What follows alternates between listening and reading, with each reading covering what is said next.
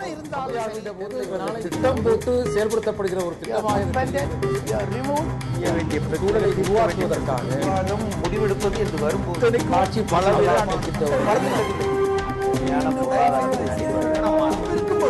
எதிர்த்து பேசிட்டு நம்ம உரையாடலினுடைய முதன்மையான கேள்வியை நேயர்கள்ட்ட முன் வச்சிருந்தோம். அவர்களுடைய முடிவுகள் வந்திருக்குது. இலங்கை முஸ்லிம்கள் மீது தாக்குதல் இந்தியாவின் தலையீடு அவசியம் இல்லையா அப்படிங்கிற கேள்விக்கு அவசியம் அப்படின்னு சொல்லி 68% நேயர்களும், அவசியம் இல்லை அப்படின்னு 32% நேயர்களும் பதில் சொல்லியிருக்கிறாங்க. வாக்களித்த நேயர்களுக்கு நன்றி. அவசியம் அப்படிங்கிற கருத்து அதிகமாக இருக்கு. அதை நீங்க எப்படி பாக்குறீங்க? அவங்க கருத்து அவங்களுக்கு சொல்லியிருக்காங்க. பட் என்னை பொறுத்த வரைக்கும் நான் ஏற்கனவே சொன்னதுதான், இந்த இன்சிடென்ட்டோட பின்னணி பார்க்கும்பொழுது ஏதோ 2 நாளைக்கு முன்னாடி அந்த ஒரு கலவரம், அதனுடைய தொடர்ச்சியாக தான் பார்க்கிறேன். ஆனா இனப்படுகொலை நடக்கும் என்று சொன்னால் எங்க இருந்தாலும், இலங்கையில் உலகத்துல எந்த நாடு இருந்தாலும் நம்ம எதிர்க்கணுங்கிறதுல எனக்கு மாற்று கருத்து கிடையாது. நான் ஒரே ஒரு விஷயம் மாத்திரம் மரியாதைக்குரிய திரு மனுஷபுத்திரன் அவர்கள் பேசும்பொழுது சொன்னாரு, அது உண்மை. இந்த ராஜபக்சே மாத்திரம் இல்ல, இலங்கை அரசாங்கம் பல அரசாங்கங்கள் பல ஜனாதிபதிகளுக்கு துணையாக, இஸ்லாமியர்களுக்கு துணையாகத்தான் அவங்களும் கூட இருந்திருக்கிறாங்க. அதனாலதான் நான் இந்த விஷயத்த சொல்றேன். அந்த இலங்கை என்றைக்கும் எனக்கு தெரிஞ்சு நான் படித்த வரைக்கும் இது வரைக்கும் எதிரான இருந்தது இல்லை. ஆனா அவர்கள் கூட இஸ்லாமிய அமைப்புகளோட அந்த எல்டிடி எல்லாம் எதிர்த்து இருக்கிறாங்க. அதனால இது இப்படித்தான் பார்க்க வேண்டும் நினைக்கிறேன் இந்த நேரத்துல. ஒரே ஒரு சின்ன செய்தி, அது இஸ்லாமியர்களுக்கு எல்டிடி எதிரான, எல்டிடியிலும் தளபதிகளாக இருந்திருக்கிறார்கள், அது ஒரு தனி வரலாறு. ஆனால் தென்னாப்பிரிக்காவில் நடந்த இனப்படுகொலைகளுக்கு எதிராக 1950 டிசம்பர் 6 இன்னும் ஞாபகம் கூட இருக்கு அந்த தேதி, நேரு அவர்கள் உரையாற்றும் டிசம்பர் 6 மறக்க முடியாது.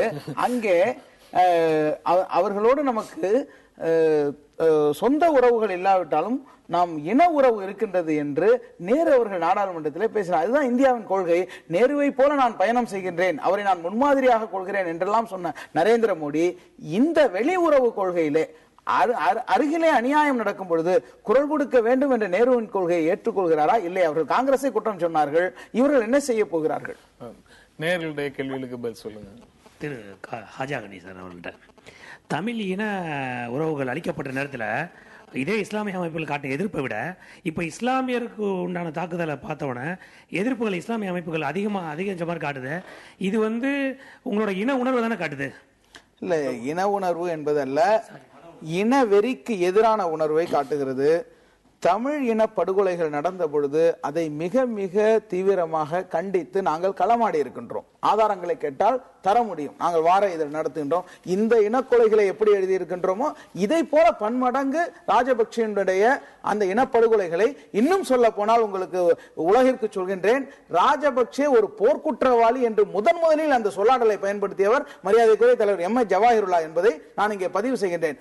அதுபோல ராஜபக்சேக்கு எதிரான பல செய்திகளை நாங்கள் வெளியே கொண்டு வந்து பிரச்சாரம் செய்திருக்கின்றோம். எக்காலத்திலும் தமிழ் இனப்படுகொலை என்பது அவர்கள் நம்முடைய உறவுகள். அவர்கள் எந்த மதமாக இருந்தால் என்ன, எந்த கொள்கை, மதமே இல்லை என்று சொல்லக்கூடிய கருத்து உள்ளவர்கள், அவர்கள் நம்முடைய உறவுகள், மொழி உறவுகள். உலகில் எந்த மனிதருக்கு அநீதி என்றாலும் நாங்கள் குரல் கொடுப்போம். தமிழர்கள் என்ற பொழுது கூடுதலாக குரல் கொடுப்போம். இதுவும் அதன் பார்ப்பட்டதுதான். கேட்கிறேன் சார், ராஜபக்சேக்கு பல முஸ்லீம் கண்ட்ரிகள் அவருக்கு ஆதரவா இருந்தாங்க. இந்த படுகொலைக்கு அப்புறம் அவங்களுடைய நிலைப்பாடு எப்படி இருக்கும்? நான் அது ஆரம்பத்திலேயே நான் சொன்னேன், பெருசாவெல்லாம் ஒன்று ரியாக்ட் பண்ணுவாங்கன்னு எனக்கு தோணலை. இப்போ பார்த்தீங்கன்னா இங்கேருந்து இலங்கையிலேருந்து போன நிறைய பணியாளர்கள் இங்கே வேலை செய்யறதுனால அதன் அடிப்படையில் அவங்களை திருப்பி அனுப்பிடுவோம். அந்த மாதிரி சில இதை கூட எல்லா கண்ட்ரியும் சொல்ல மாட்டாங்க, சிலர் சொல்ல வாய்ப்பு இருக்கு. ஆனால் பொதுவாக நான் என்ன நினைக்கிறேன்னா, தமிழர்கள் கொல்லப்பட்டாலும் சரி, முஸ்லிம்கள் கொல்லப்பட்டாலும் சரி, அரசுகளுக்கு அது சம்பந்தமான ஒரு அறிவியல் நிலைப்பாடு இருக்கணும். எல்லா விதமான படுகொலைகளையும் கண்டிப்பது, எல்லா விதமான படுகொலைகளுக்கு எதிராக இருப்பது, அப்போதுதான் ஒரு சர்வதேச நெறிமுறையை நாம் உருவாக்க முடியும். மாறாக சில அரசாங்கங்கள் பாத்தீங்கன்னா இவ்வளவு பெரிய இனப்படுகொலை செய்த ஒரு அரசாங்கத்தை அவர்களுக்கு எதிரான ஒரு தீர்மானம் வரும்போது வர்த்தக நலன்களுக்காக வேறு அரசியல் நலன்களுக்காக ஆதரிப்பதும், அதே போல அல்லது அதை விட சின்ன ஒரு பிரச்சனை வர்றப்ப அதை எதிர்ப்பது என்பதும் நிச்சயமாக ஒரு சந்தர்ப்பவாத நிலைப்பாடு. அந்த நிலைப்பாட்டை நாம் எந்த விதத்திலும் அதற்கு ஒரு சர்வதேச அரங்கில் அதற்கு ஒரு மதிப்பு இருக்காது என்றுதான் நான் நினைக்கிறேன். ராகவன் சார், உங்ககிட்ட 1.5 லட்சம் தமிழர்களை கொண்டு குவித்த கொலைக்கார ராஜபக்சேவை இந்தியாவுக்கு அழைத்தது நியாயமா? பழைய சப்ஜெக்ட் திருப்பி கேட்குறீங்க. அதாவதுங்க, சார்க் அதிபர்களை சார்க் தலைவர்களை கூப்பிடணும் தான் முடிவு பண்ணிருக்கு. தனியாக ராஜபக்சே கூப்பிடுற விஷயம் இல்லை. அது ஒரு புதிய அரசாங்கம் பொறுப்பேற்றிருக்கிறது. அந்த அரசாங்கம் தன்னுடைய நிலைப்பாட்டை இவர்களுக்கு தெரிவிக்க வேண்டும் என்ற ஒரே காரணத்துக்காக கூடப்பட்டது. இது பலமுறை சொல்லியிருக்கிறேன், செரிமோனியல் இன்விடேஷன், அவ்வளவுதான். அதனால இதுக்கு அதுக்கப்புறம் பாத்தீங்கன்னா மீனவர்கள் கடத்தப்படுகிறார், கொண்டு போறாங்க, உடனே கொண்டு வராங்க, இதெல்லாம் பாசிட்டிவான விஷயம் தான். நிரந்தர தீர்வுக்கான பாதையை நோக்கி போயிட்டு இருக்கிறோம். அதனால இது தவறான விஷயமா நான் பார்க்கல. காஜாகனி சார் அவர்களுக்கு இலங்கையில் உள்ள பிரச்சனை எதுவாக இருந்தாலும் அதிகபட்சமாக தமிழ்நாட்டில் தான் அதிகமாக நம்ம பேசிக்கிறோம். மற்ற மாநிலத்திலையும் அதிகமாக பேசுறது கிடையாது. அதுவும் நீங்கள் இந்த பிரச்சனையில் நீங்கள் இந்த மாதிரி போராட்டம் அப்படின்னு சொல்கிறீங்க. இது மற்ற மாநிலத்தில் உள்ள முஸ்லீம்கள்லாம் போராட்டத்தில் இல்லை, அந்த இதெல்லாம் இல்லை. அப்படி இருக்கும்போது நீங்கள் ஒரு அரசியல் நடத்துறதுக்கு தான் இது ஒரு காரணமாக எடுத்துக்கிறீங்களா? நிச்சயமாக இதில் அரசியல் நடத்தக்கூடிய அளவுக்கு ஒரு தரம் தாழ்ந்த போக்கு நம்மிடம் இருக்காது. அங்கே நடப்பது பேரினவாதம். அதை தமிழன் என்றோர் இனம் உண்டு, தனியே அவருக்கு ஒரு குணம் உண்டு என்பது என்று சொன்னார் அல்லவா. இங்கே இங்கே வடக்கு வாழ்கிறது, தெற்கு பழைய முழக்கம். இன்றைக்கு தெற்கு வடக்குக்கு பாதை காட்ட வேண்டிய சூழ்நிலை வந்திருக்கின்றது. தமிழர்கள் எப்படி பிறருடைய வழிகளை தன்னுடைய வழி போல உணர்கிறாரோ அதுபோல எல்லோரும் உணர்ந்தால்தான் அவர்கள் சரியான மனிதர்களாக இருக்க முடியும். அந்த உணர்வு பரவ வேண்டும். உலகில் எங்கே அநீதி இழைத்தாலும் அதற்காக குரல் கொடுக்கக்கூடிய தன்மை ஒவ்வொரு இந்தியனுக்கும் வர வேண்டும். அதுதான் இந்த நாட்டிற்கு பாடுபட்டவர்கள் கண்ட கனவு. அந்த கொள்கை ஒரு இந்தியனுக்கும் வர வேண்டும்.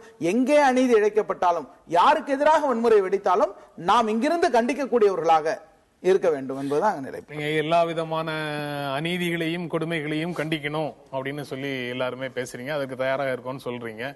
ஆனா இது போன்ற ஜனநாயக குரல்களை வெளிப்படுத்துவதற்காக ஏதேனும் போராட்டம் நடத்தணும் அப்படின்னு எங்க யாரு முன்முயற்சி எடுத்தாலும் நீதிமன்ற உத்தரவு, தடை உத்தரவுகளை வாங்கி கொண்டு அதை நடத்த விடாம பண்ணிடுற போக்கை தான் பல இடங்கள்ல பார்க்க முடியுது, இலங்கை உட்பட.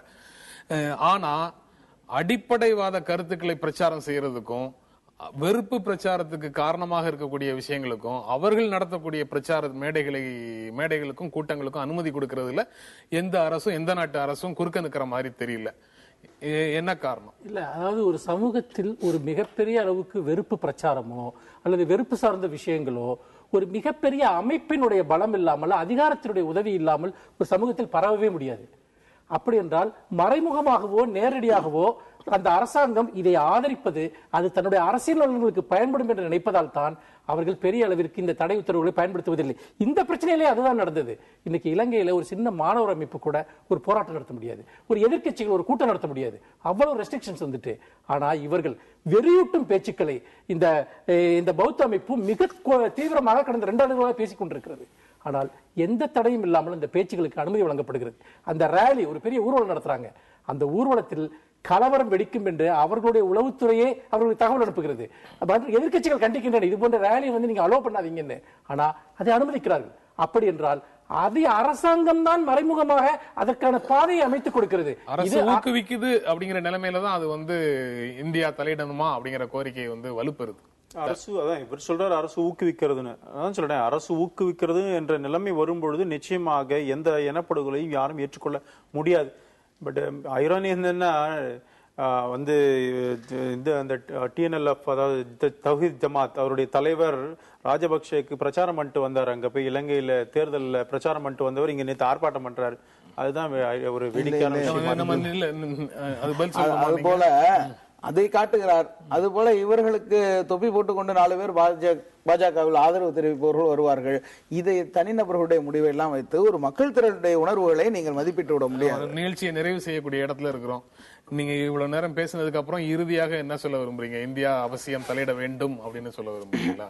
இந்திய நாடு அதனுடைய தனித்தன்மை வாய்ந்த பெருமையே அணிசேரா கொள்கை. உலகமே 2 துருவமாக இருந்த பொழுது நாங்கள் 2 துருவத்திலும் இருக்க மாட்டோம், எங்களுக்கென்று ஒரு நேரிய பாதையை வைத்து நடைபோடுவோம் என்று அணிசேரா கொள்கை உலகிலே ஓங்கி முழங்கிய நாடு. இந்த நாட்டினுடைய விழுமியங்கள் மீட்கப்பட வேண்டும். பாஜக பண்பாட்டு மீட்பு, கலாச்சார மீட்பு என்றெல்லாம் சொல்கிறார். இது ஒரு நாட்டினுடைய தன்மானம் சார்ந்தது. அருகிலே நடக்கின்ற அநீதியை கண்டுகொள்ளாமல் போகின்றால் அவன் மனிதனே இல்லை என்ற பொருள்தான். அது இந்த நாடு தன்னுடைய இயல்பில் நடக்க வேண்டும் என்று சொன்னால் இது போன்ற அநீதிகளை கண்டித்தே ஆக வேண்டும், அரசு தலையிட வேண்டும். குகன், இது இப்போ அதற்கான சூழ்நிலையில நான் ஏற்கனவே முன்னமே சொல்லிட்டேன். நான் இறுதியாகவும் அதை தான் சொல்றேன். ஆனா இலங்கையில் நடக்கக்கூடிய ஒவ்வொரு விஷயங்களும் உற்று கவனிக்க வேண்டிய விஷயம்.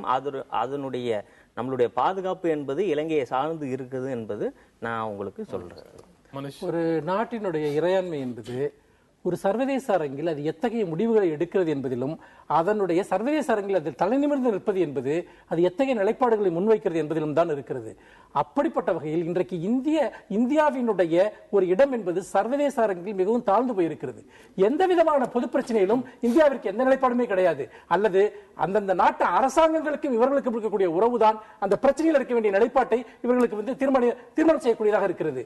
அந்த வகையில் இந்த பிரச்சனையில் மட்டுமல்ல, உலகில் மனித உரிமை மீறல்களும் இன்னும் சொல்லப்போனால் மனிதகுல விரோத நடவடிக்கைகளும் எங்கு நடந்தாலும் எந்த நாடு கண்டிக்கிறதோ அந்த நாட்டிற்கு சர்வதேச அரங்கில் ஒரு இடம் இருக்கும். ஆனால் துரதிர்ஷ்டவசமாக அதனுடைய ஒரு சிறு அடியை கூட இன்றைக்கு இந்தியா எடுத்து வைக்கவில்லை பேராசிரியர் ஹாஜாகனி அவர்கள் பேரினவாதத்தை பத்தி பேசுறார். உண்மையிலே நானும் கூட அவருடைய கருத்துக்களை ஏற்றுக்கொள்கின்றேன். அதனால இதை கூட பாகிஸ்தான்ல பேரினவாதத்தின் மூலமாக 20% இந்த இந்துக்கள் இன்றைக்கு 0.2% போட்டாங்க. அந்த பேரினவாதத்தையும் ஒரு எதிர்த்து ரொம்ப சந்தோஷப்படுவேன். கண்டிப்பாக எதிர்க்கிறோம். அரங்கத்துக்கு வந்து உங்களுடைய கருத்துக்களை பகிர்ந்து கொண்டதற்கு எங்கள் நெஞ்சார்ந்த நன்றி. நேயர்களே, உங்களுக்கும் நன்றி. மீண்டும் சந்திப்போம். நன்றி, வணக்கம்.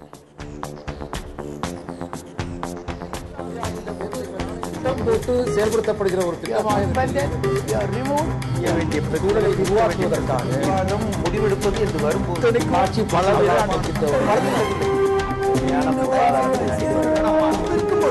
எதிர்த்து பேசிட்டு